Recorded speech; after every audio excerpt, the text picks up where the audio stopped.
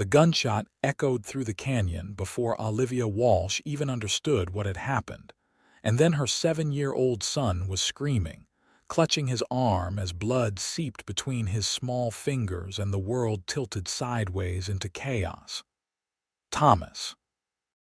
She threw herself from the wagon seat, her skirts tangling around her legs as she hit the dusty ground of the West Texas Trail. Her boy was sobbing, his face white with terror and pain, and she gathered him against her chest even as she searched wildly for where the shot had come from. The afternoon sun beat down mercilessly on the rocky landscape between Fort Davis and the smaller settlement she had been trying to reach, and now she realized how foolish she had been to make this journey alone. Another shot rang out, splintering the wooden side of her wagon. Olivia's heart hammered so hard she thought it might burst.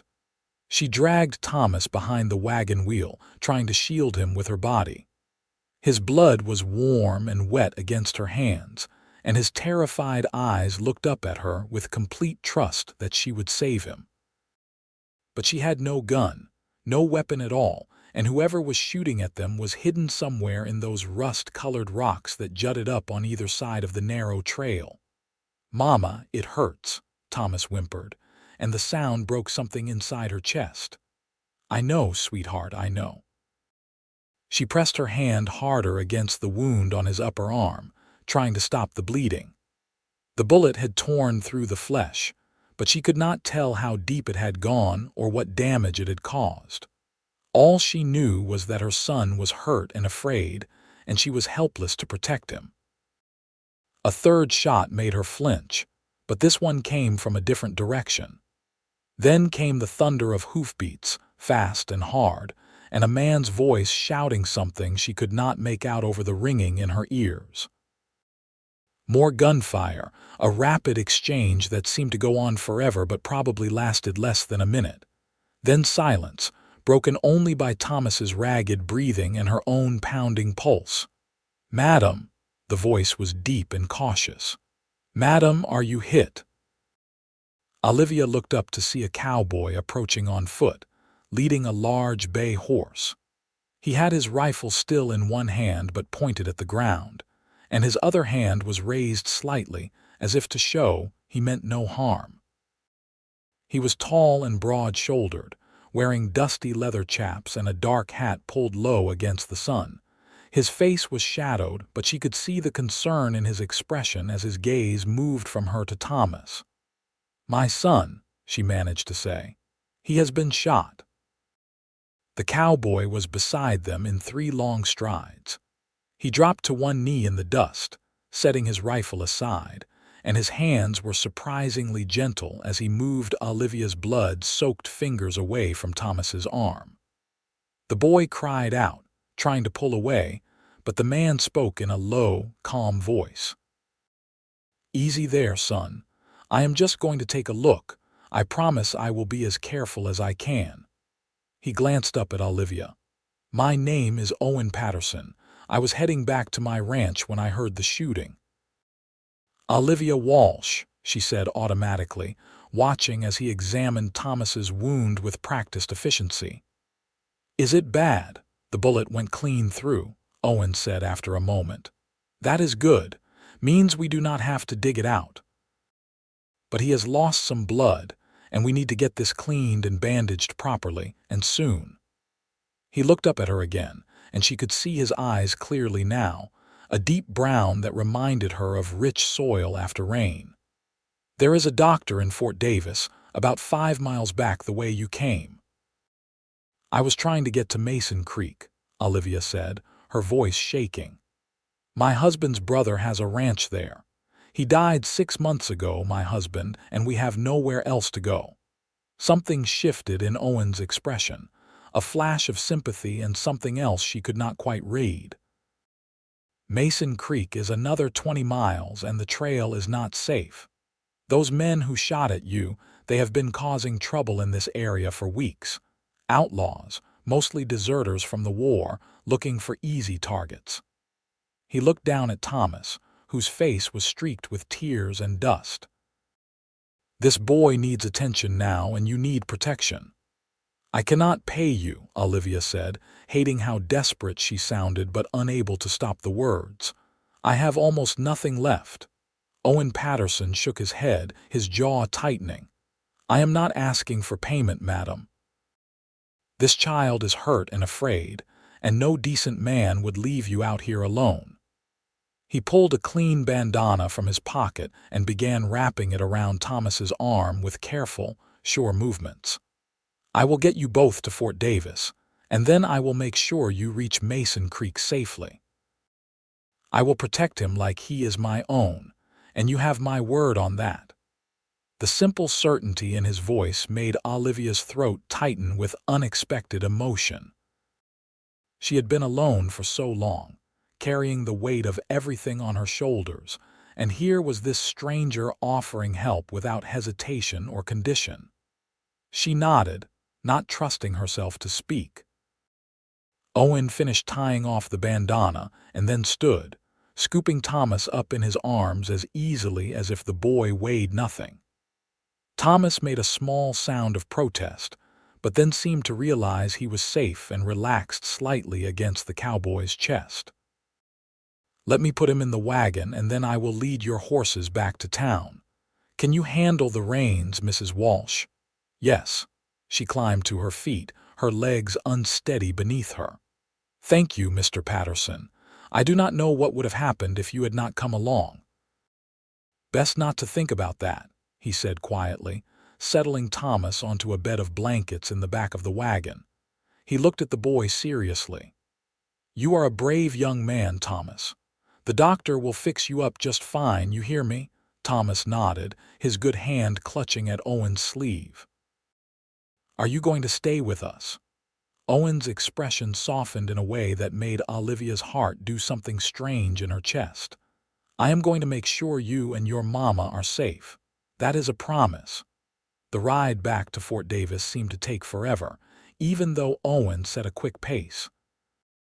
He rode alongside the wagon, his eyes constantly scanning the rocky terrain around them, his rifle resting across his saddle within easy reach. Olivia kept glancing at him, this stranger who had appeared like something out of a story when she needed help most desperately. He looked to be in his late 20s, maybe 30 at most, with sun-weathered skin and strong, capable hands. There was something solid about him, something that made her feel safer than she had felt in months. Thomas drifted in and out of consciousness in the back of the wagon, and every time he whimpered, Owen would call out gentle reassurances. "Almost there, son. You are doing just fine. Your mama is taking good care of you." Fort Davis came into view as the sun began its descent toward the western horizon, painting the sky in shades of orange and pink. The town was small but well established, with a military fort on the north side that gave it its name.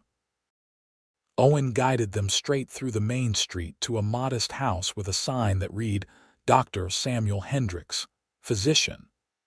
The doctor was an older man with gray hair and kind eyes behind wire-rimmed spectacles. He took one look at Thomas and immediately ushered them inside to his examination room. Owen carried the boy in and Olivia followed, her heart in her throat. "Bullet wound," Owen said, laying Thomas on the examination table. "Went clean through the upper arm. Happened maybe an hour ago." Dr. Hendricks nodded, already beginning his examination.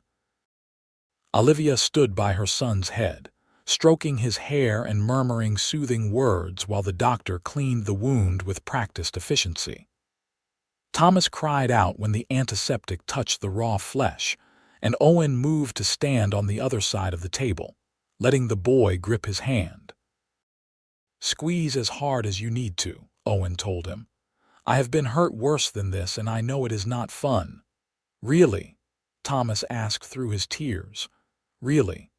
Got kicked by a horse once, broke 3 ribs, and one time I got my hand caught in a fence and tore it up pretty bad." Owen showed Thomas a pale scar across his palm. "See?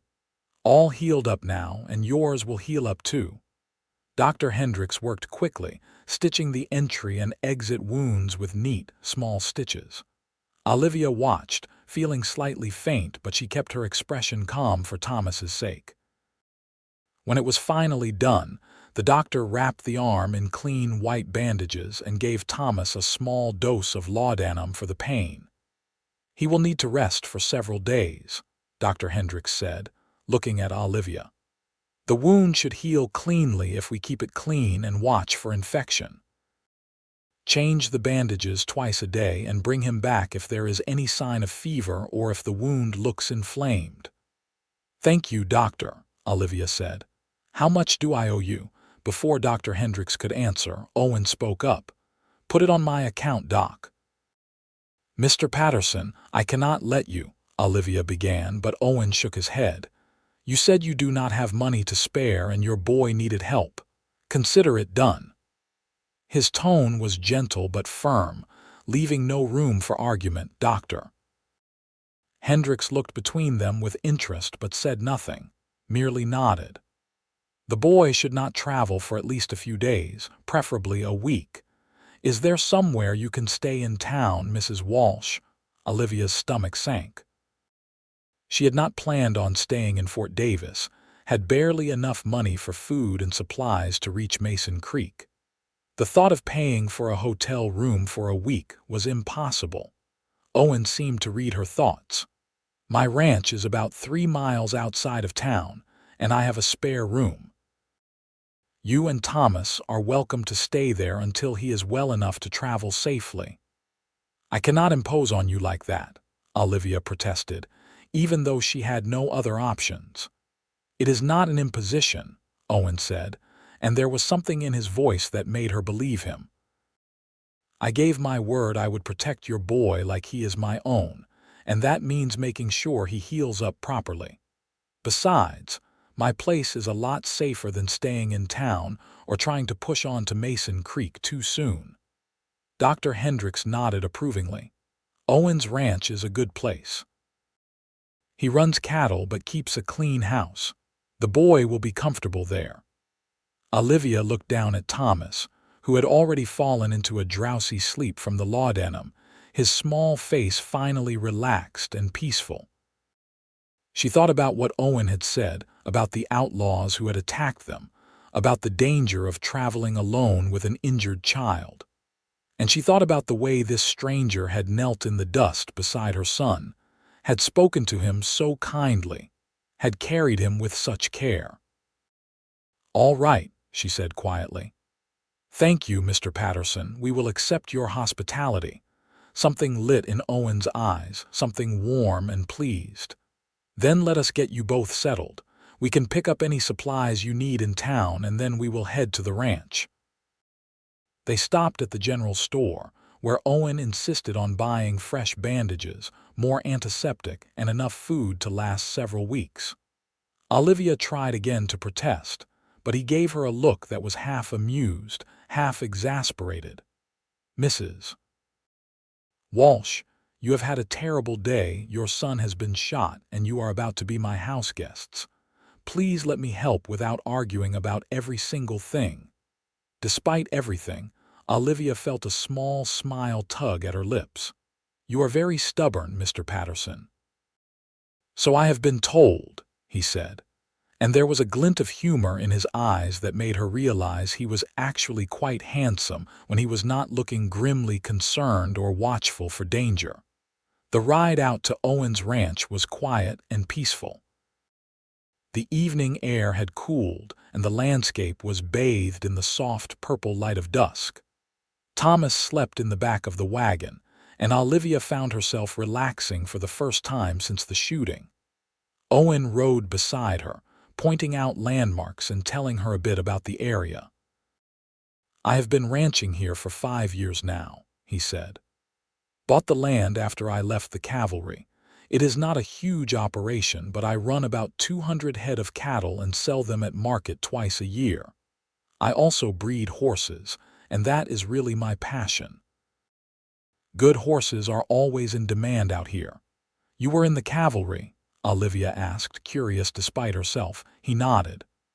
Served for 6 years, mostly stationed at the fort here. When my enlistment was up, I decided I liked this area well enough to stay. He glanced at her. What about you, Mrs. Walsh? Where are you from originally? Tennessee, Olivia said. My husband and I had a small farm there, but after the war, everything was so hard. We lost almost everything, and then Jacob got sick with fever and died last winter. His brother wrote to us a few years back saying he had a ranch in Texas and was doing well. When Jacob died, I thought maybe Thomas and I could start over out here, help his brother with the ranch in exchange for a place to live. That took courage, Owen said quietly. Making a journey like that alone with a child. Or foolishness, Olivia said with a bitter laugh. If I had known there were outlaws on the road, I might have thought twice. You could not have known, Owen said firmly, and you were trying to do right by your son. There is no shame in that. They rode in comfortable silence for a while, and then Owen's ranch came into view. It was a well-built place with a sturdy wooden house painted white, a large barn, several corrals, and various outbuildings. Everything looked neat and well-maintained, and Olivia felt a wave of relief. At least they would be safe and comfortable here while Thomas healed. Owen helped her down from the wagon, his hands strong and steady on her waist, and then he carefully lifted Thomas out of the back. The boy stirred but did not wake as Owen carried him into the house and up a narrow staircase to a small bedroom. This was meant to be a guest room, but I have not had much use for it, Owen said, laying Thomas on the bed. There is fresh linen in the trunk at the foot of the bed, and the washroom is just down the hall. Olivia looked around the room. It was simple but clean, with whitewashed walls and a window that looked out over the ranch. It is perfect, thank you. Owen hesitated in the doorway.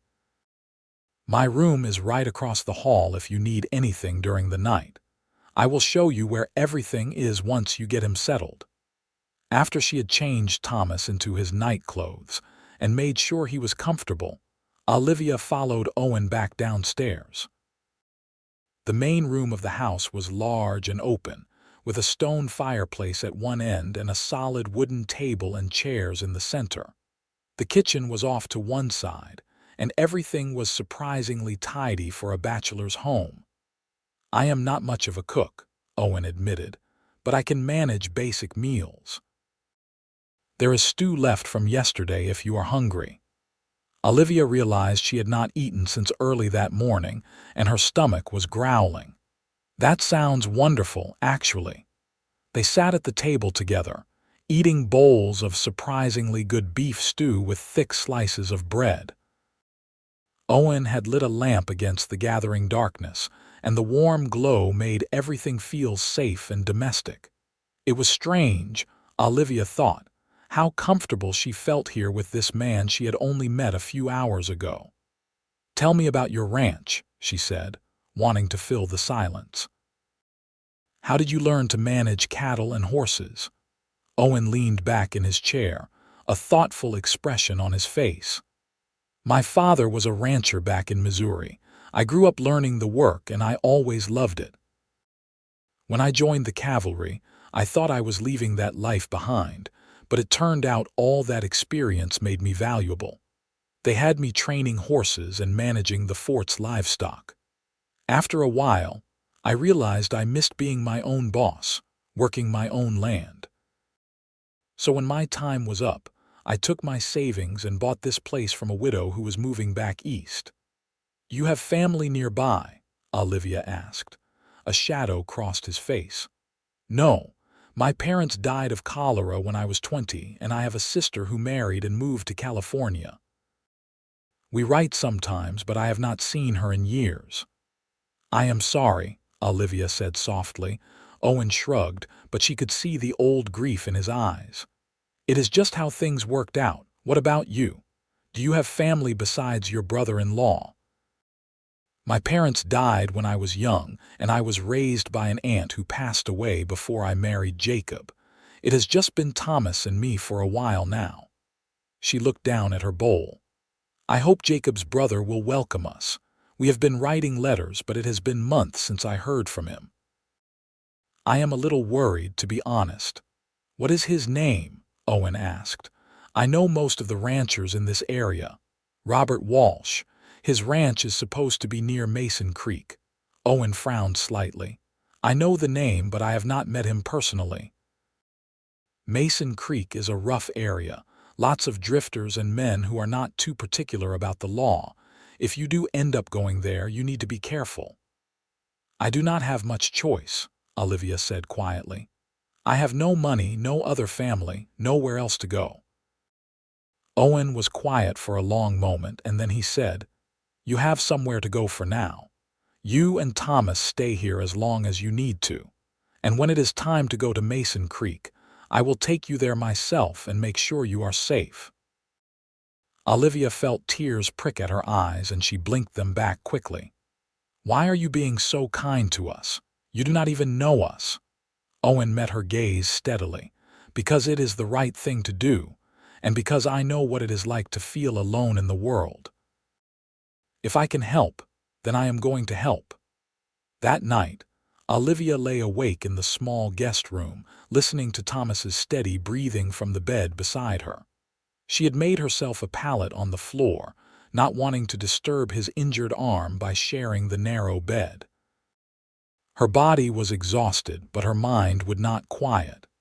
She kept replaying the events of the day, the terror of the gunshots, the sight of Thomas's blood, and then Owen Patterson appearing like an answer to a prayer she had not even known how to voice.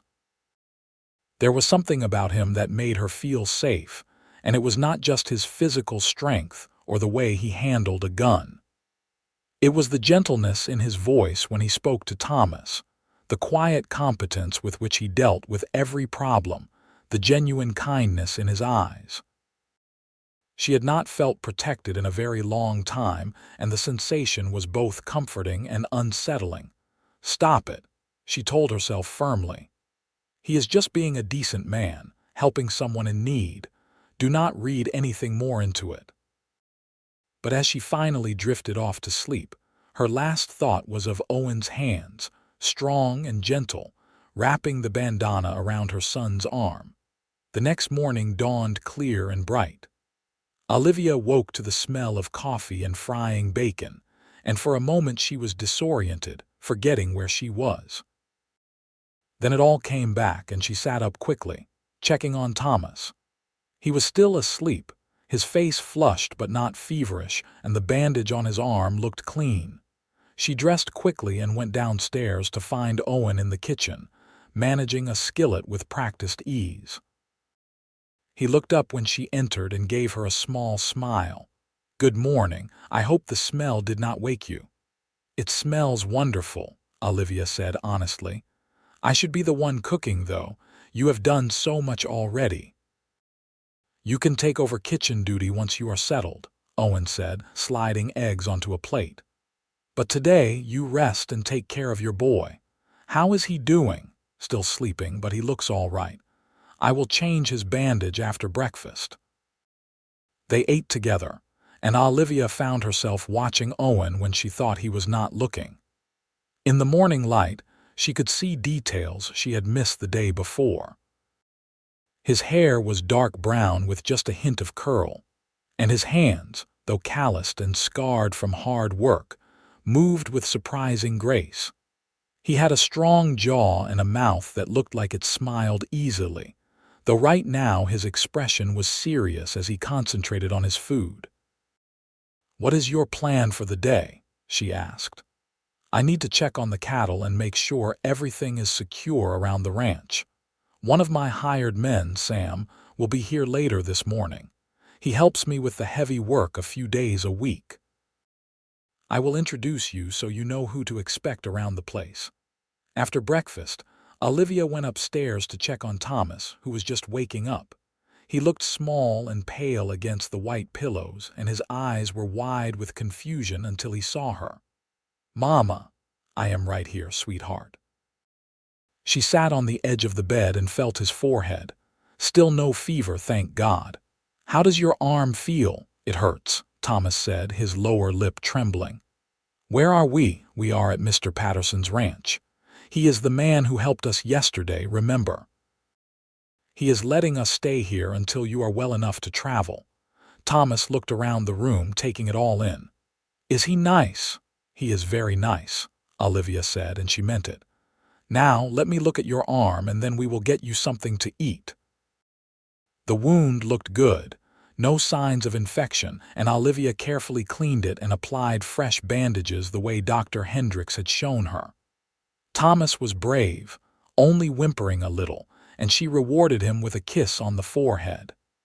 "Mr. Patterson said he has horses," Thomas said hopefully. "Do you think he would let me see them?" "Maybe when you are feeling better," Olivia said. "Right now, you need to rest and let your arm heal." She carried Thomas downstairs, and Owen helped her settle him on a sofa in the main room with pillows propped around him. Thomas ate a little bit of eggs and bacon, and then Owen surprised them both by pulling out a wooden box filled with carved animal figures. "I made these when I was learning woodworking," he said, setting the box on the sofa beside Thomas. "I am not much of an artist, but they are decent enough. You can play with them if you like." Thomas's eyes lit up, and he carefully picked up a horse figure, running his fingers over the smooth wood. "You made this." "I did. That is supposed to be a Mustang, like the ones we have running wild around here." For the next hour, Owen sat with Thomas, telling him stories about the different animals and about life on the ranch. Olivia watched from the kitchen, where she was washing dishes, and her heart squeezed at the sight of this strong, capable man being so gentle and patient with her son. Thomas was laughing, actually laughing, and she realized she had not heard that sound in far too long. When Sam arrived, a weathered man in his 50s with a friendly face, Owen introduced him to Olivia and explained the situation. Sam tipped his hat respectfully and promised to keep an eye out for any trouble. "Not that there should be any," Sam said. "Owen runs a tight operation here, safest ranch in the county, I would say." Owen looked embarrassed by the praise and quickly changed the subject, heading out with Sam to work on fencing repairs. Olivia spent the rest of the morning keeping Thomas entertained and gradually exploring the house.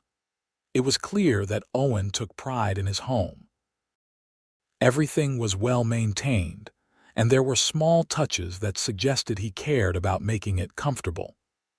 Books lined a shelf near the fireplace, and she noticed they were not just practical volumes about ranching and animal husbandry, but also novels and collections of poetry. That evening, after Thomas had fallen asleep early, exhausted from his ordeal, Olivia found herself sitting on the porch with Owen, watching the sun set over the distant mountains. The air was cooling rapidly, and the sky was painted in impossible shades of gold and crimson. "It is beautiful here," she said softly. "It is," Owen agreed. "I never get tired of this view. Sometimes after a long day I sit out here and just watch the light change. It reminds me why I wanted this life." "Do you ever get lonely?" Olivia asked, then immediately wished she could take the question back. It was too personal, too intimate, but Owen did not seem offended. "Sometimes," he admitted. "I have Sam and a few other men who work for me during busy seasons, and I go into town regularly, so I have friends. But yes, there are times when I wish I had someone to share this with, a family of my own." "You have never married," he shook his head. "Came close once when I was younger, but she wanted to stay back east and I wanted to go west. We went our separate ways." "I am sorry. Do not be. It was for the best. We wanted different things." He looked at her curiously. "What about you? Do you miss Tennessee?" Olivia considered the question.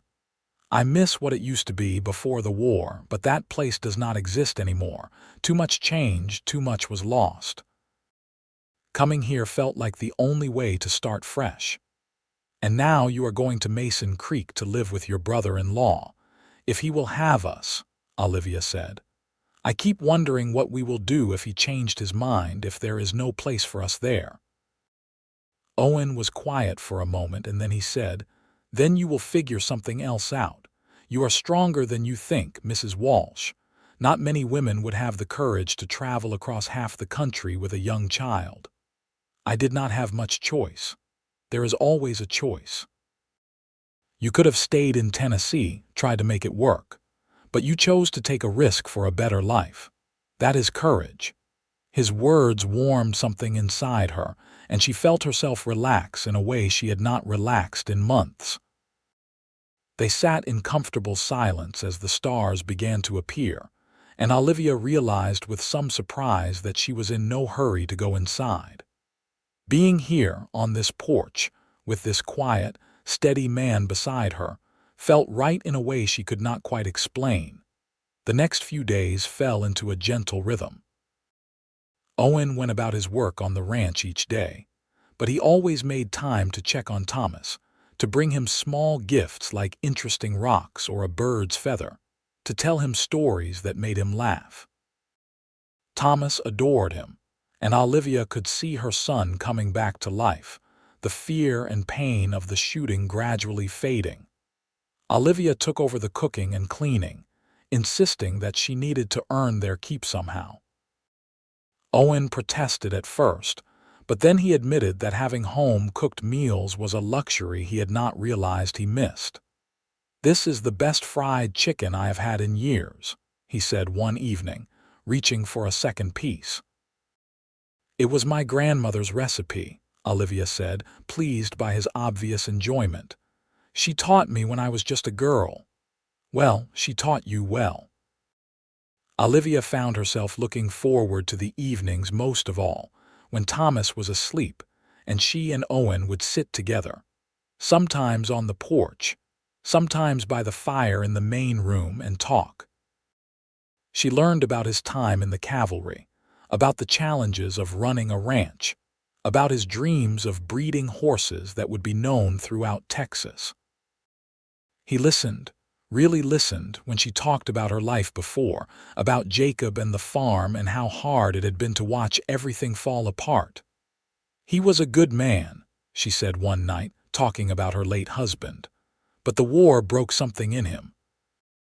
He came back different, quieter, sadder, and then when we lost the farm, it was like he just gave up." "The war broke a lot of men," Owen said quietly. "I saw it myself. Good men who could not find their way back to who they were before. Do you ever have nightmares about it?" Olivia asked, then immediately regretted the question, but Owen did not shut down. "Sometimes," he said. "Less now than I used to. Keeping busy helps, and being out here where everything is so big and open, it makes the bad memories feel smaller somehow." She understood what he meant. There was something healing about this place, about the wide sky and the endless landscape and the simple, honest work of the ranch. A week after the shooting, Dr. Hendricks came out to the ranch to check on Thomas. He examined the wound carefully and pronounced himself satisfied. "The boy is healing beautifully," he said. "Whatever you are doing, Mrs. Walsh, keep it up. And Owen, I see you have been taking good care of them both." "They are good company," Owen said, and Olivia felt her cheeks warm at the way he looked at her when he said it. After the doctor left, Thomas begged to be allowed outside, and Owen agreed to take him to see the horses. Olivia followed, watching as Owen lifted Thomas carefully so he could pet the nose of a beautiful chestnut mare. "This is Rosie," Owen said. "She is gentle as a lamb. When your arm is all healed up, I will teach you to ride her if your mama says it is all right." "Can I, Mama?" Thomas asked, his eyes shining with excitement. "We will see," Olivia said, but she was smiling. It was so good to see her son happy again, to see him acting like a normal 7-year-old boy instead of a frightened, hurting child.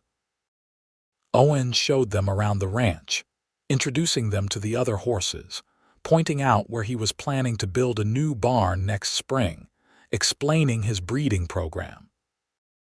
He was animated when he talked about the horses, his whole face lighting up with enthusiasm, and Olivia found herself captivated by his passion. That night, after Thomas was asleep, Owen asked Olivia to take a walk with him. They strolled away from the house, following a path that led up a small rise. At the top, Owen stopped and pointed to the horizon. "You can see for miles from here," he said. "On a clear day, you can even see the mountains near Mason Creek." Olivia looked out at the vast expanse of land, silvered by moonlight. It was breathtaking and a little bit terrifying in its emptiness. "It is so different from Tennessee. Everything there was so close together, so green and crowded. Here it feels like there is room to breathe." "That is what I love about it," Owen said. He hesitated, then added, "I have been thinking about something, and I want to talk to you about it before you make any decisions about Mason Creek." Olivia's heart skipped a beat. "What is it?" "I know you have been planning to go to your brother-in-law's ranch, and I understand that is what you feel you need to do. But I want you to know that you and Thomas have a place here for as long as you want it. You do not have to leave." She stared at him, not quite believing what she was hearing. "Mr. Patterson, Owen," he corrected gently. "Please call me Owen. We have been living in the same house for a week now, and I think we can dispense with formalities." "Owen," she said, testing the name on her tongue. "I appreciate your kindness more than I can say, but I cannot just stay here indefinitely.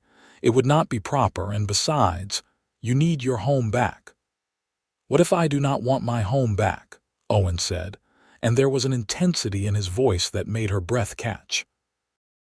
"What if I have gotten used to coming home and finding you in the kitchen, to sitting with you in the evenings, to hearing Thomas laugh? What if this past week has been the happiest I have been in years, and the thought of you leaving makes me feel like I am losing something important?" Olivia's heart was pounding so hard she was sure he could hear it. "Owen, we barely know each other. I know that your favorite color is blue, that you hum when you cook, that you are the most devoted mother I have ever seen, and that you are brave and strong and kind." He took a step closer. "I know that when I look at you, I feel something I have not felt in a very long time, maybe ever. And I know that when Thomas looks at me with those big eyes and calls me sir, I want to be the kind of man who deserves that respect, who deserves to be in his life." "You barely know me either," Olivia whispered, but she could not look away from his eyes. "Then let me know you better. Stay, Olivia. Give us a chance to see where this might go." He reached out slowly, giving her time to pull away, and took her hand in his. His palm was warm and calloused, and his thumb brushed gently over her knuckles. "I am not asking you to marry me tomorrow. I am just asking you to consider staying, to consider that maybe what you are looking for is not in Mason Creek." Olivia's mind was racing. This was crazy, impossible. She had known this man for barely a week, and he was suggesting that she upend all her plans, that she consider building a life here. But even as she thought about all the reasons it was foolish, another part of her was whispering that this felt right. That Owen Patterson was a good man, a man she could trust, a man who made her feel things she thought she would never feel again. "I have to go to Mason Creek," she said finally. "Jacob's brother is expecting me, and I owe it to Jacob's memory to at least try to make this work. But, Owen prompted, hope flickering in his eyes. "But if it does not work out, if Robert Walsh has changed his mind, or if the situation is not what I thought, then maybe." She trailed off, not quite able to finish the sentence. Owen squeezed her hand gently. "Then you come back here. You and Thomas come back here, and we figure out what happens next. Together." "Together," Olivia echoed, and the word felt like a promise. They stood there for a long moment, hands clasped, looking out over the moonlit landscape. Then Owen said quietly, "There is something else I need to tell you." "What is it?" "When I said I would protect Thomas like he is my own, I meant it. But somewhere along the way it stopped being just about doing the right thing. I care about that boy, Olivia. I care about him deeply, and I care about you. Olivia felt tears sting her eyes. I care about you too, she admitted. It scares me how fast. It scares me too, Owen said. But I have learned that the things worth having are usually the things that scare us most. He lifted her hand to his lips and pressed a gentle kiss to her knuckles, and the gesture was so tender, so full of restrained emotion, that Olivia felt something break open inside her chest. We should get back, she said, her voice shaky. Thomas might wake up. All right. But Owen did not let go of her hand as they walked back down the path to the house, and Olivia did not pull away. The next morning, Olivia woke with a sense of purpose. She had been at Owen's ranch for over a week now, and while part of her wanted nothing more than to stay in this safe, peaceful place, she knew she had to go to Mason Creek. She had to see this through, to honor the commitment she had made to herself and to Jacob's memory. She found Owen in the barn grooming one of the horses. He looked up when she entered and his expression softened. Good morning. Good morning. Olivia took a breath. I have been thinking about what you said last night and I have made a decision. I still need to go to Mason Creek, but I want you to come with me. I want you to meet Robert and see the situation there. And then, if it is not right, if it does not feel like the place Thomas and I should be, then I would like to come back here. If your offer still stands. It stands, Owen said immediately. And I will take you to Mason Creek. When do you want to leave? Thomas is healing well, and Dr. Hendricks said he could travel if we are careful. I was thinking maybe in a few days. That works. I will need to make arrangements for Sam to watch the ranch while I am gone, but that should not be a problem. Owen set down the brush he had been using and walked over to her. Olivia, I want you to know that whatever happens in Mason Creek, whatever you decide, I respect your choice. I am not trying to pressure you or make you feel obligated. I know, she said softly. That is part of why I trust you. The next few days were busy with preparations. Owen went into Fort Davis to stock up on supplies and to arrange for Sam to stay at the ranch full-time while they were gone. Olivia packed their meager belongings and tried to prepare herself mentally for whatever they would find in Mason Creek. Thomas was excited about the journey, mostly because Owen had promised he could ride in front of him on his horse for part of the way.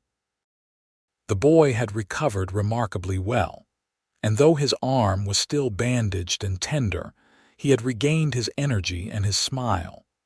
The morning they were set to leave, Olivia stood on the porch of Owen's house and looked around, trying to memorize every detail. The white painted wood, the corrals with their sturdy fences, the barn with its weathered red doors, the mountains in the distance. This place had become a haven, and leaving it felt harder than she had expected. You all right? Owen asked, coming up beside her. Yes, just taking it all in. We will be back, Owen said with quiet confidence. I have a feeling about it. They left mid-morning, Owen riding his bay gelding with Thomas perched carefully in front of him, and Olivia driving her wagon with all their belongings. The journey to Mason Creek would take 2 days, and Owen had planned their route to include a stop at a way station where they could rest safely for the night. The landscape changed as they traveled, becoming more rugged and desolate. They passed through stretches of rocky desert where nothing grew but scrub, brush, and cactus, and then through areas where the land rolled in gentle hills covered with dry grass. Owen kept up a steady stream of conversation, pointing out wildlife and interesting geological features, telling Thomas stories about the area. Olivia found herself relaxing into the rhythm of the journey. With Owen beside them, she did not feel afraid, even though they were traveling through the same kind of territory where they had been attacked before. He was constantly alert, his eyes scanning the horizon, but he did not seem tense or worried, just watchful. They reached the way station as the sun was setting. It was a rough establishment, little more than a large adobe building with a stable and a few rooms for travelers. The owner was a grizzled man named Joe who recognized Owen immediately. "Owen Patterson, been a while since you came through here. Who are your companions?" "This is Mrs. Olivia Walsh and her son Thomas," Owen said. "We are heading to Mason Creek. They need a safe room for the night." Joe's expression grew serious. "Mason Creek, eh? You heard about the trouble there?" Owen stiffened. "What trouble?" "There was a raid about a month ago. Outlaws hit several of the ranches, including one run by a fellow named Walsh. Heard he was killed trying to defend his property." Olivia felt the blood drain from her face. "Robert Walsh." Joe looked at her with sympathy. "I am afraid so, madam." "I am real sorry. Was he family?" "My brother-in-law," Olivia said numbly. Owen was beside her in an instant, his hand on her arm, steadying her. "Are you sure?" Owen asked Joe. "About him being killed, pretty sure. The sheriff from Mason Creek came through here a few weeks back, mentioned it. Said it was part of a string of raids by a gang that has been operating in the area." Olivia felt like the ground had dropped out from under her. Robert Walsh was dead. The one person she had been counting on, the one place she had thought she could go, was gone. She had nothing now, nowhere to go, no plan. "Olivia," Owen said gently, guiding her to a bench outside the way station. "Sit down. You have had a shock." She sat, her legs too weak to hold her, and Thomas crawled into her lap, sensing her distress. "Mama, what is wrong?" "Nothing, sweetheart," she lied, stroking his hair. "Everything is going to be all right." But she did not know how that could be true. They had no money, no prospects, no family. She had been so certain that Mason Creek was the answer, and now that answer had been taken away. Owen knelt in front of her, his eyes serious and kind. "Listen to me, Olivia. I know this is not the news you wanted to hear, and I know you are scared. But you are not alone. You have me, and you have a place to go. You come back to my ranch, and we figure out the rest together." "I cannot just live off your charity," Olivia said, her voice breaking. "It is not charity. You have been earning your keep, and more than that, you have become—" He paused, searching for words. "You have become important to me, both of you. Please, Olivia, trust me." She looked into his eyes and saw nothing but sincerity and caring. She thought about the past week and a half, about how safe she had felt on his ranch, about how kind he had been to Thomas, about the way her heart felt lighter when he was near. Maybe this was not the plan she had made, but maybe it was the plan she was supposed to follow. "All right," she said softly. "We will go back with you." Relief washed over Owen's face, and he took her hand and squeezed it gently. "You will not regret this. I promise you, Olivia, I will take care of you and Thomas. You will have a home, a real home, for as long as you want it." That night, lying in the small room at the way station with Thomas asleep beside her, Olivia stared at the ceiling and tried to process everything that had happened. Robert Walsh was dead, and with him her last connection to Jacob's family. But instead of feeling lost, she felt something else, something that surprised her. She felt relief. Relief that she did not have to go to a strange place and depend on the charity of a man she had never met. Relief that she could go back to Owen's ranch, to the place that had already started to feel like home. And more than that, she felt hope. Hope that maybe, just maybe, Owen Patterson was offering her something more than just a roof over her head. Hope that the way he looked at her, the way he cared for her son, meant something real and lasting. They started back to Owen's ranch early the next morning. The journey felt different this time, lighter somehow, despite the bad news about Robert. Thomas chattered happily with Owen, and Olivia found herself smiling at their easy rapport. Owen was so patient with the boy, answering endless questions about horses and cattle and ranch life, never seeming annoyed or tired of the conversation. Around midday, they stopped to rest and eat lunch. Owen had brought bread and cheese and dried apples, and they sat in the shade of a large rock formation while the horses grazed nearby. "Owen," Olivia said carefully, "when we get back to your ranch, I want to talk about how I can contribute. I can cook and clean, and I know a bit about gardening.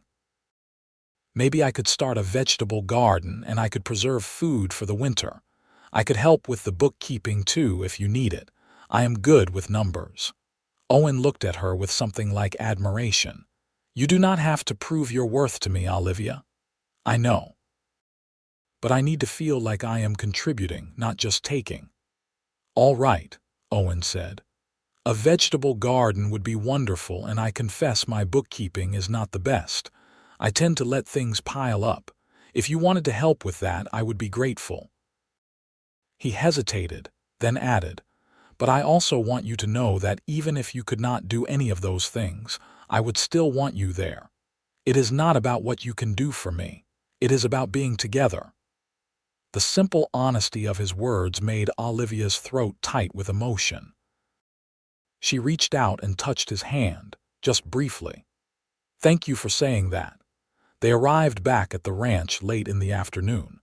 Sam was surprised to see them back so soon, but pleased when Owen explained that Olivia and Thomas would be staying indefinitely.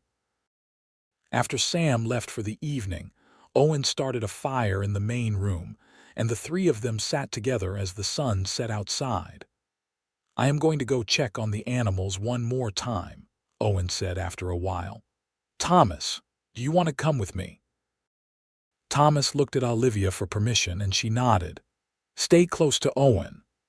"I will," Thomas promised, and he took Owen's hand trustingly as they headed out to the barn. Alone in the house, Olivia allowed herself a moment to just breathe. So much had changed in such a short time. 3 weeks ago, she had been on her way to Mason Creek, full of fear and uncertainty. Now she was back at Owen's ranch, not as a temporary guest, but as someone who belonged here. It was terrifying and exhilarating all at once. She thought about Owen, about the way he had protected them, cared for them, included them in his life without hesitation. She thought about the way he looked at her, with warmth and respect and something deeper that made her pulse quicken. She was falling in love with him, she realized. Maybe she had been falling in love with him since the moment he knelt in the dust beside her wounded son and promised to protect him like he was his own. When Owen and Thomas returned, they were both smiling. "Rosie had her foal," Owen announced. "A beautiful little filly born just this evening." "Can I name her?" Thomas asked excitedly. "I think that would be fine," Owen said, looking at Olivia for confirmation. "What do you want to call her?" Olivia asked. Thomas thought hard. "Hope, I want to call her Hope." Owen's expression went soft and he nodded. "Hope it is." "That is a good name, son." That night, after Thomas was asleep, Olivia and Owen sat by the fire, not talking much, just being together. Finally, Owen broke the silence. "I have been thinking about how to do this right," he said. "I do not want to rush you or make you feel pressured, but I also do not want to pretend that what I feel is not real." Olivia's heart began to pound. "What do you feel?" Owen turned to look at her, and the expression in his eyes made her breath catch. "I feel like I have been waiting for you my whole life without knowing it. I feel like everything I have done, every choice I have made, has been leading me to that moment on the trail when I heard gunshots and rode toward them instead of away. I feel like Thomas is the son I never knew I wanted, and you are the woman I have been looking for without realizing I was searching." "Owen," Olivia whispered, her eyes filling with tears. "I love you," he said simply. "I know it is too soon, and I know I should wait, but I cannot keep it inside anymore. I love you, Olivia Walsh, and I want to spend the rest of my life showing you how much." Olivia felt something break open inside her, all the grief and fear and loneliness of the past year dissolving in the warmth of his words. "I love you too," she said, and it felt like the truest thing she had ever said. "I did not think I could feel this way again, but you have shown me that I can. That I do." Owen reached for her then, cupping her face in his hands with infinite gentleness. "May I kiss you?" "Yes," Olivia breathed, and then his lips were on hers, soft and warm and perfect. The kiss was tender and full of promise, and when they finally pulled apart, Olivia was smiling through her tears. "Marry me," Owen said. "Not today, not tomorrow, but soon. Marry me and let me be a husband to you and a father to Thomas. Let me give you the life you deserve." "Yes," Olivia said without hesitation. "Yes, Owen, I will marry you." He kissed her again, deeper this time, and Olivia felt like she was coming home to a place she had never been but had always belonged. The next few weeks were a whirlwind of activity and happiness. Owen rode into Fort Davis to arrange for a wedding, and he returned with news that the circuit preacher would be in town in 3 weeks. Olivia spent her days planning, making a new dress from fabric that Owen insisted on buying for her, and preparing the ranch house for their new life together. Thomas was thrilled about the wedding. He had taken to calling Owen Papa Owen without being asked, and Owen never corrected him, just smiled and ruffled the boy's hair. Watching them together, Olivia felt her heart swell with gratitude. This man loved her son, truly loved him, and that meant everything. Dr. Hendricks came out to remove Thomas's stitches and pronounced him completely healed. "That boy has been through a lot," the doctor said to Olivia privately. "But he seems happy now. You both do." "We are," Olivia said. "Happier than I thought possible." The doctor smiled. "Owen is a good man, one of the best I know. You are lucky to have found each other." As the wedding day approached, Olivia found herself filled with a nervous excitement. She was not anxious about marrying Owen, that felt as right as breathing. But she was aware that this was a new beginning, a complete change in her life and Thomas's, and she wanted everything to be perfect. The night before the wedding, Owen took her for a walk to their favorite spot on the rise behind the house. The stars were brilliant overhead, and the air was cool and sweet. "Tomorrow you become my wife," Owen said, pulling her close. "I still cannot quite believe it." "I know what you mean," Olivia said, resting her head on his shoulder. "Sometimes I feel like I am going to wake up and discover this was all a dream." "It is not a dream," Owen said firmly. "It is real, and it is ours. And I promise you, Olivia, I am going to spend every day for the rest of my life making sure you never regret choosing me." "I could never regret it," Olivia said, looking up at him. "You saved us, Owen, not just from the outlaws that day, but from everything, from loneliness and fear and hopelessness. You gave us a future." "You gave me one too," Owen said. "A family, a purpose beyond just working and surviving. You gave me love." They stood there holding each other under the stars, and Olivia thought about how much her life had changed since that terrible day on the trail. She had been so afraid then, so certain that she and Thomas were going to die or be left without help. And then Owen had appeared, this strong, gentle man who had kept his promise to protect Thomas like he was his own, and who had given them so much more than just protection. The wedding took place in the small church in Fort Davis on a bright, clear morning. Olivia wore her new dress, a simple but elegant design in soft blue cotton, and she carried a bouquet of wildflowers that Owen had picked for her at dawn.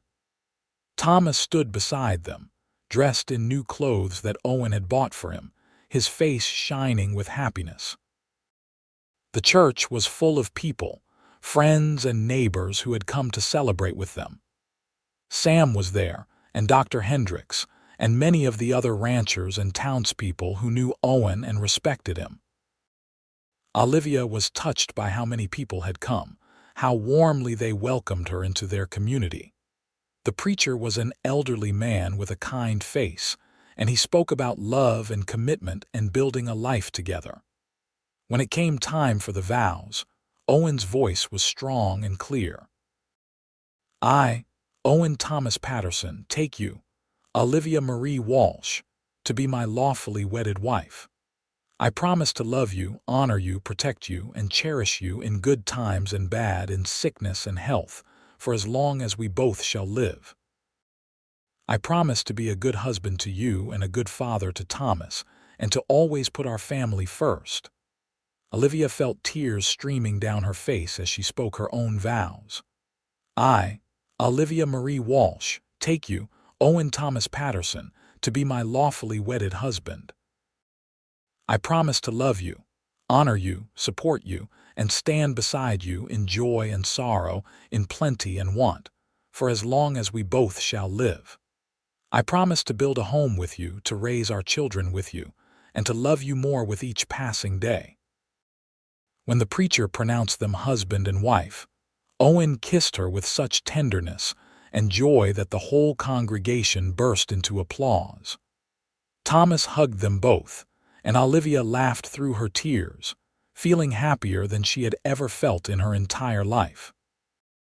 The reception was held at the ranch, with tables set up in the yard and food provided by what seemed like half the county. There was music and dancing, and Olivia found herself whirled around by Owen's friends, all of them welcoming her warmly to their community. But the best moment was when Owen danced with Thomas, lifting him up and spinning him around until the boy was laughing so hard he could barely breathe.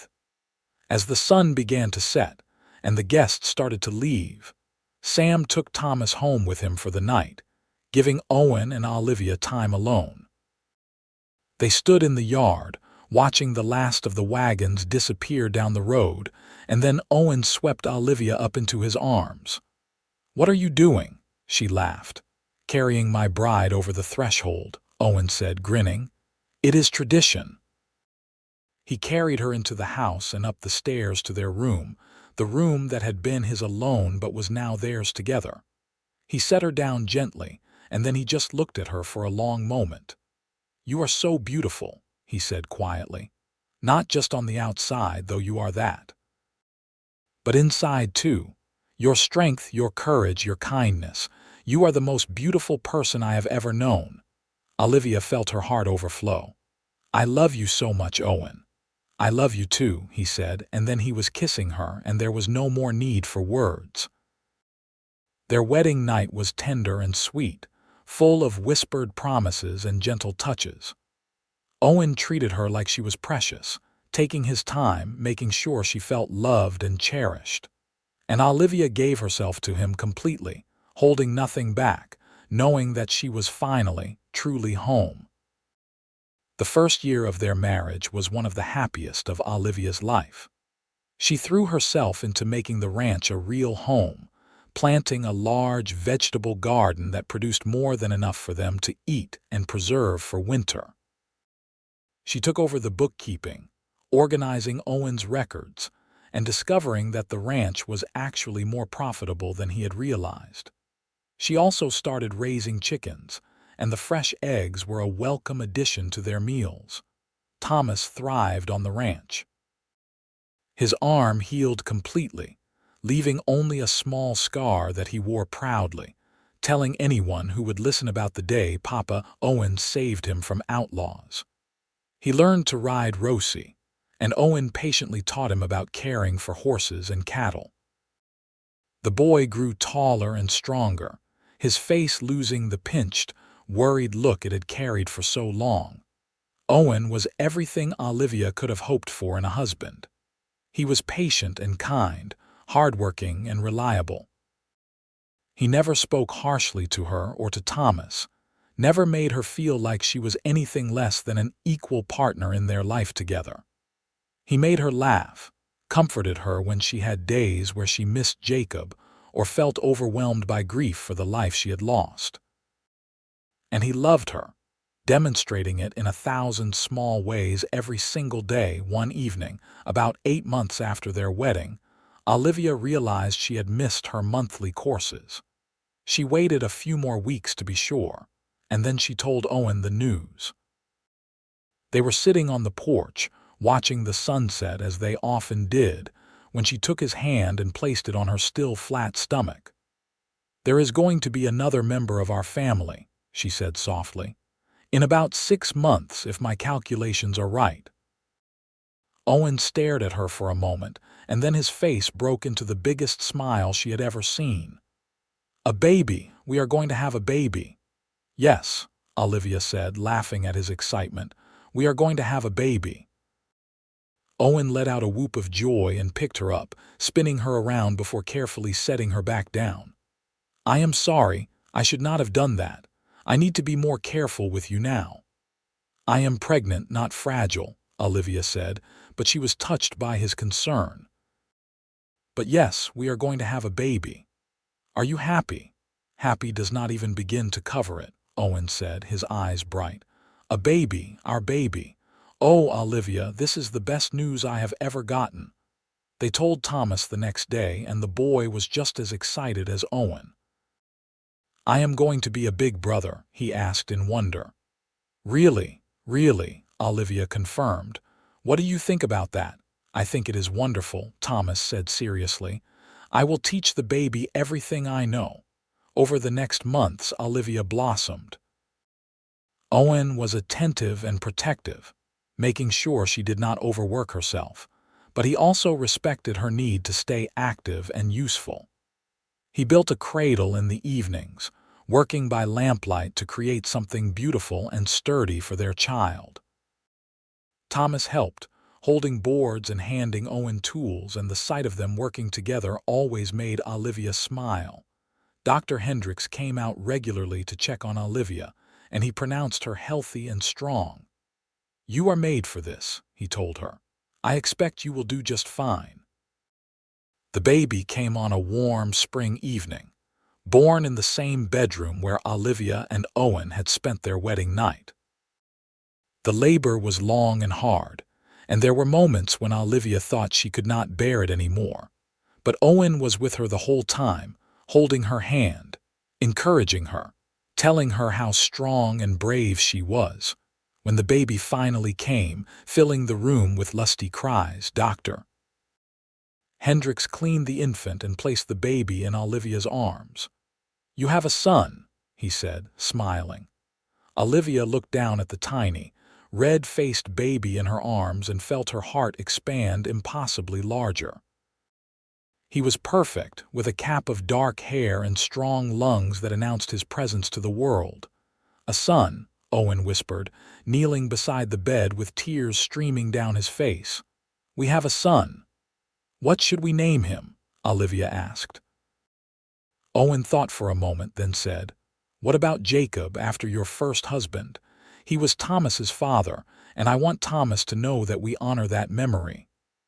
Olivia felt tears fill her eyes at the generosity of the gesture.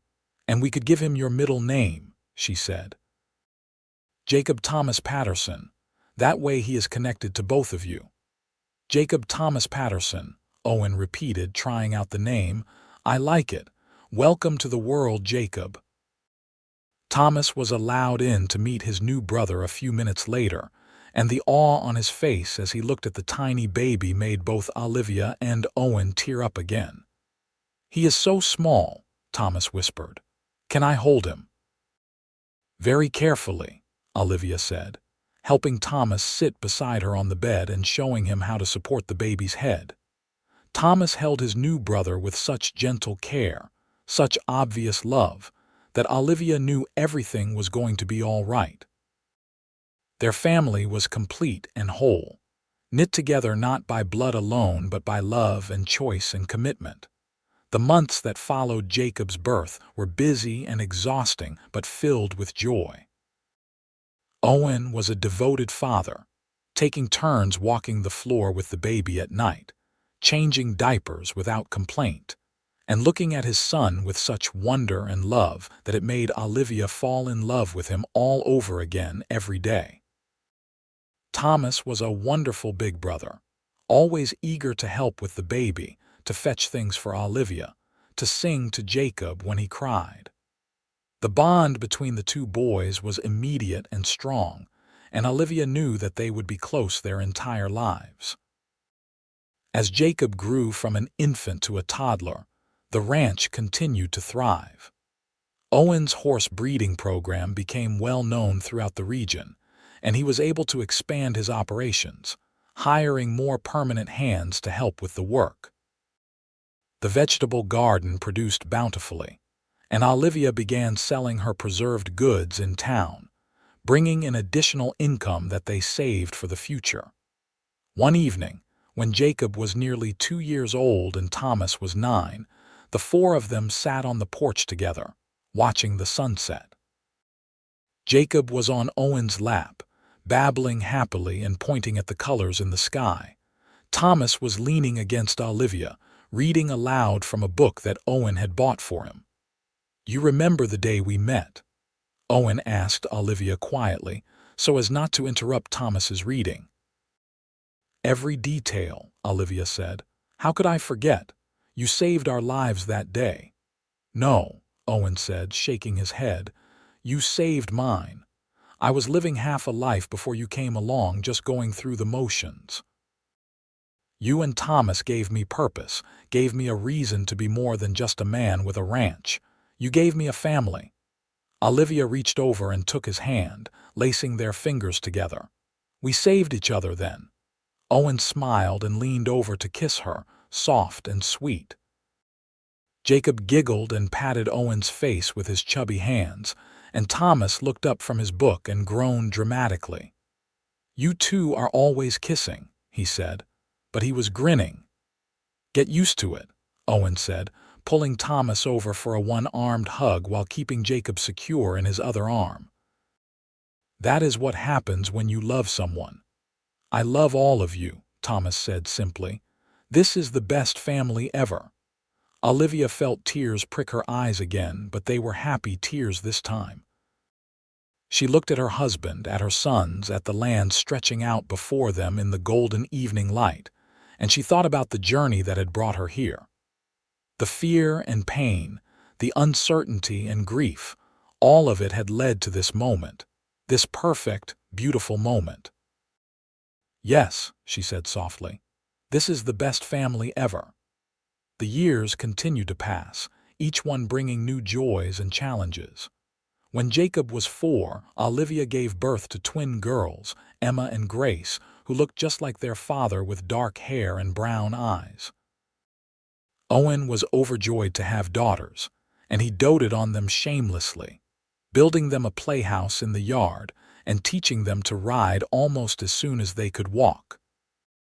Thomas grew into a fine young man, tall and strong like Owen, with a gift for working with horses that surpassed even his adoptive father's skills. He never forgot that Owen was not his biological father, but it did not matter. Owen had been there for every important moment of his life, had taught him everything he knew, had loved him unconditionally. That made him a father in every way that mattered. Jacob was quieter than Thomas, more studious, and he surprised them all by showing an aptitude for learning that led Owen to arrange for him to attend a good school in San Antonio when he was older.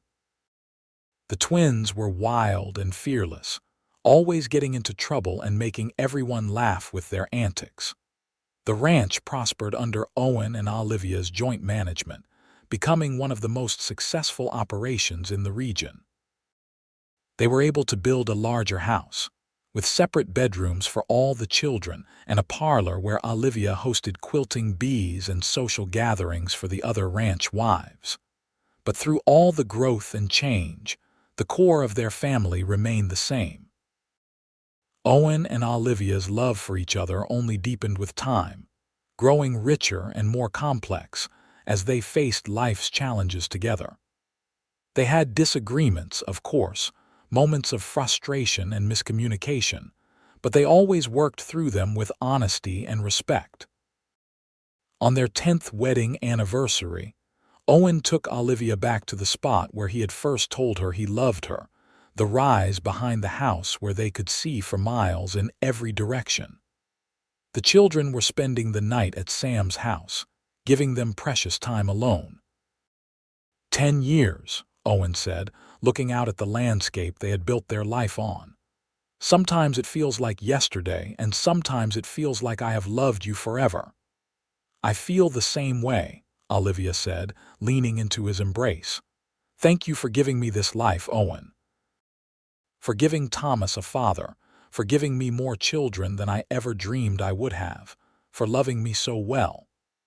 Thank you for saying yes, Owen said. For trusting me when you had every reason not to, for taking a chance on a cowboy you barely knew, for building this family with me.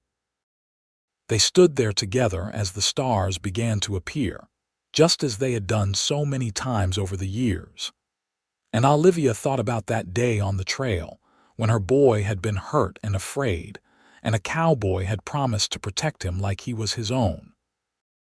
Owen had kept that promise and so much more. He had protected Thomas, loved him, raised him, and given him a life full of opportunity and joy. He had given Olivia a home, a family, a love that sustained her through everything. He had kept every promise he had ever made and created a life more beautiful than she could have imagined. I love you, she whispered. I love you too, Owen said. Today, tomorrow, and forever. And as they kissed under the stars, with the ranch spread out below them and their children safe and happy, Olivia knew that she was exactly where she was meant to be. The journey had been hard, the path uncertain, but it had led her here to this man, to this life, to this perfect, imperfect, beautiful family. The outlaws who had shot Thomas that day on the trail had been captured and brought to justice years ago, a fact that gave Olivia closure and peace. The danger had passed, replaced by security and stability. The fear had been replaced by love. Thomas grew up and married a sweet young woman from Fort Davis, and they built a house on the corner of Owen's ranch, so he could continue working with the horses he loved. Jacob went to school and became a lawyer, making them all proud with his intelligence and integrity. Emma and Grace both married well, but not before insisting on learning everything there was to know about running the ranch, declaring that they were not going to be helpless females who needed men to take care of them. Owen and Olivia grew old together, their hair turning gray, their faces lining with age, but their love never diminishing. They watched their grandchildren grow up on the ranch, teaching them the same lessons they had taught their own children. They faced losses too. Sam passed away peacefully in his sleep at age 75, and Dr. Hendricks retired and moved to live with his daughter in Austin. But through it all, they had each other. On a warm evening in their later years, when they had been married for over 30 years, Owen and Olivia sat on their porch, watching their grandchildren play in the yard. Thomas's children were racing with Jacob's son, and Emma's twin girls were helping Grace's little boy catch fireflies in a jar. "Do you ever think about how different our lives could have been?"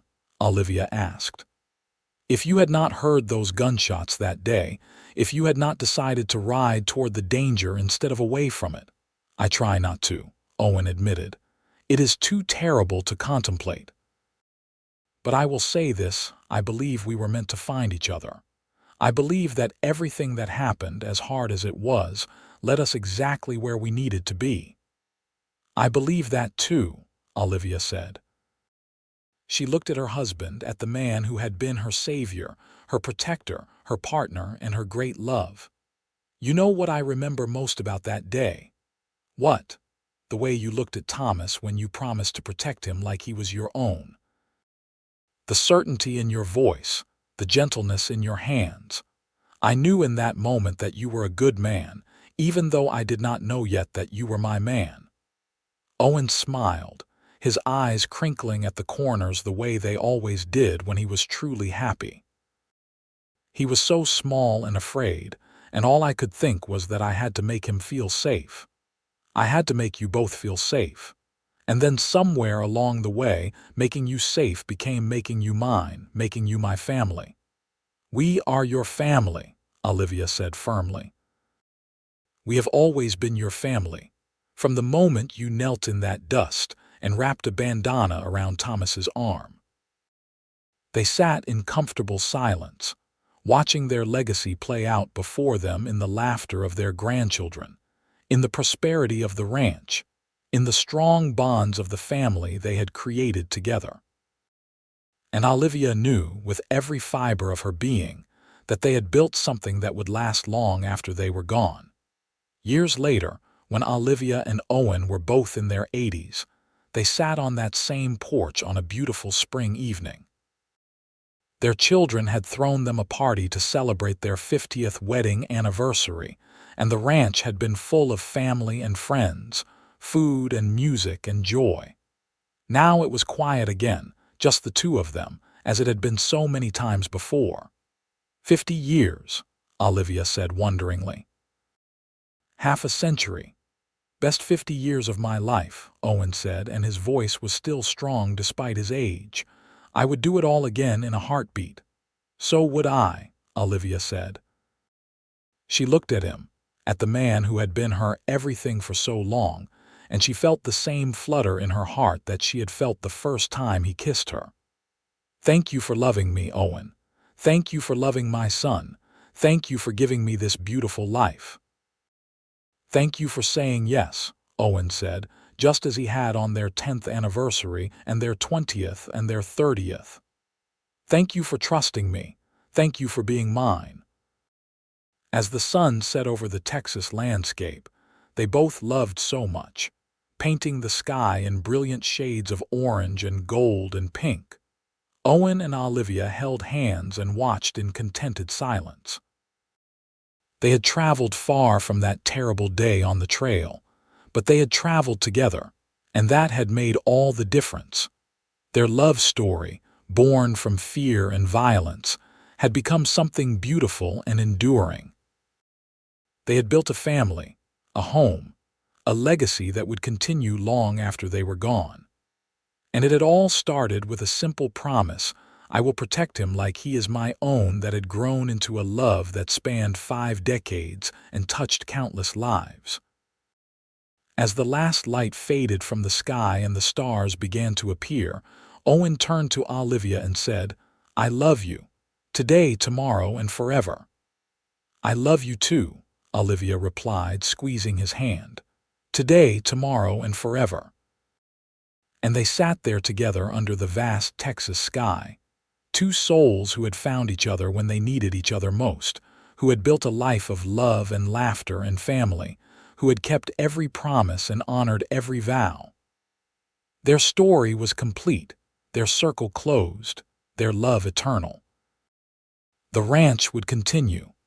Their children would carry on the work they had started, and their grandchildren after them.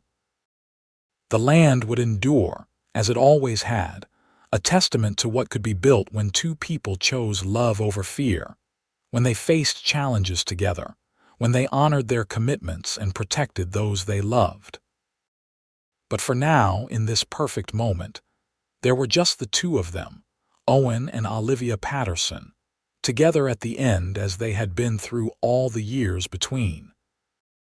And as they sat in the gathering darkness, hands clasped, hearts joined, they knew that they had lived a good life, a full life, a life worth every moment. Their story had begun with a gunshot and a promise. It ended with a sunset and a love that had lasted a lifetime.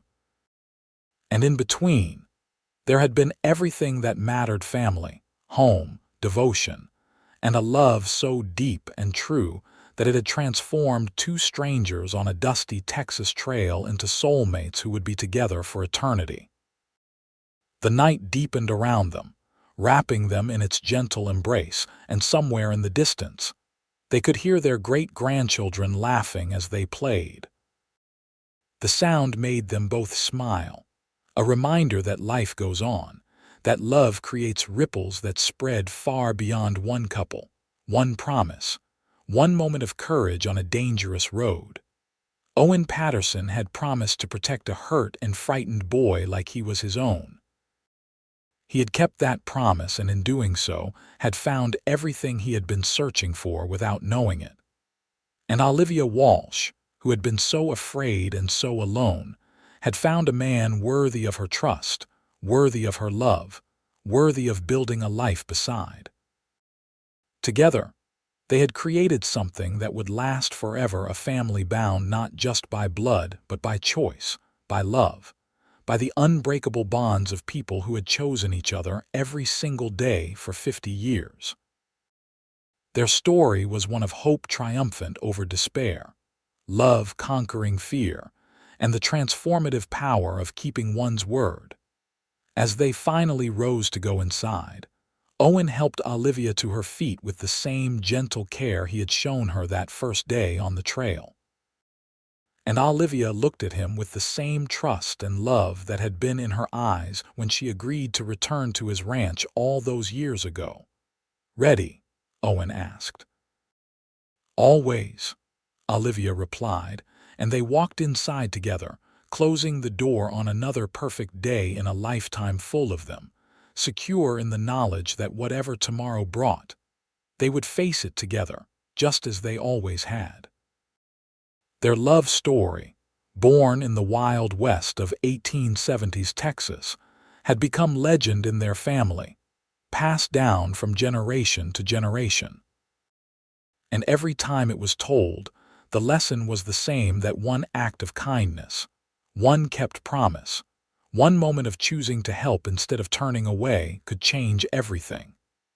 It could save lives, build families, and create a legacy of love that would endure long after the storytellers were gone.